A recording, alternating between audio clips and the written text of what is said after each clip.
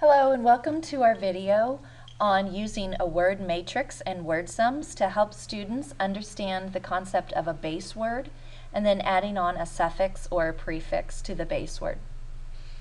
This word matrix and the word sum idea both come from a researcher named Pete Bowers. And so what I'm teaching you today comes from his work. So I've chosen the base word play because it's a simple base word. There's not going to be any need to double a letter when I add a suffix or drop an E or change the Y to I or any of those suffix rules. So I can really focus on teaching the children how to use this word matrix and how to write word sums without having to worry about any extra rules. So the base word is play. And what we want students to do is to think about what play means.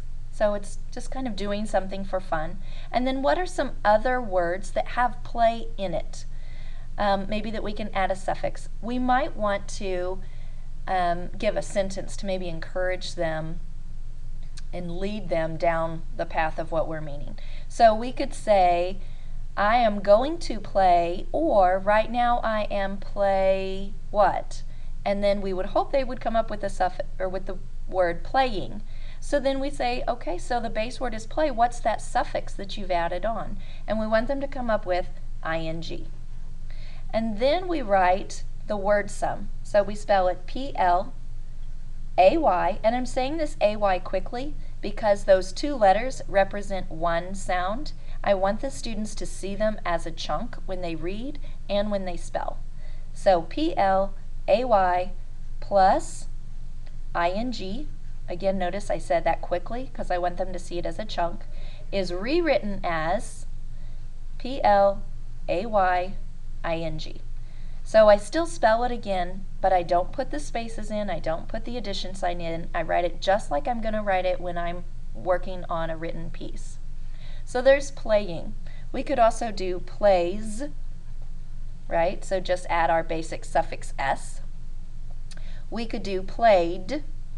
Even though it sounds like a D, we think about the meaning. What does it mean? I did it in the past. So when we mean in the past, we add suffix ed. So P-L-A-Y plus ed is rewritten as P-L-A-Y-E-D, played.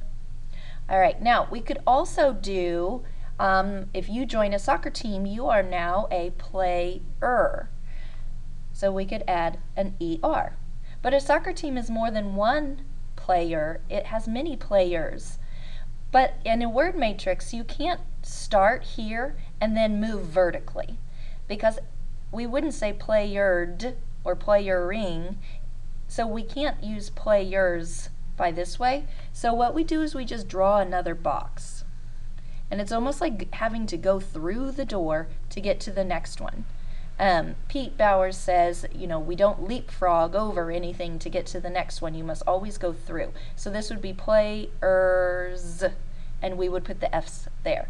So we would write that out in a word sum as P-L-A-Y plus E-R plus S is rewritten as P-L-A-Y-E-R-S,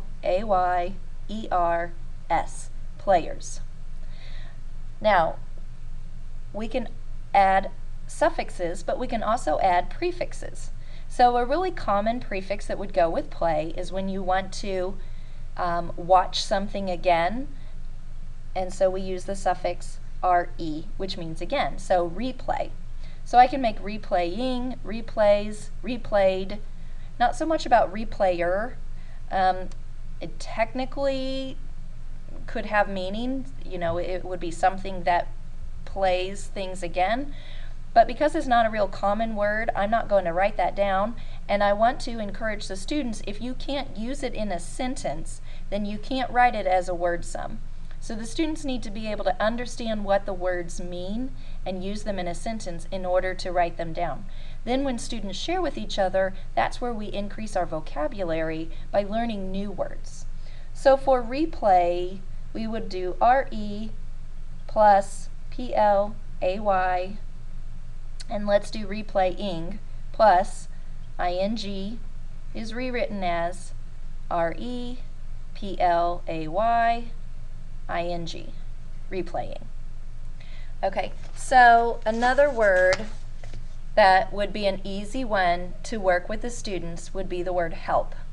And we would use this word because there's not going to be any rules about doubling a letter or dropping a letter or changing a letter when we add a suffix. So we could make those common suffixes. We can make words, so we could make helps, we could make helping, we could make helped.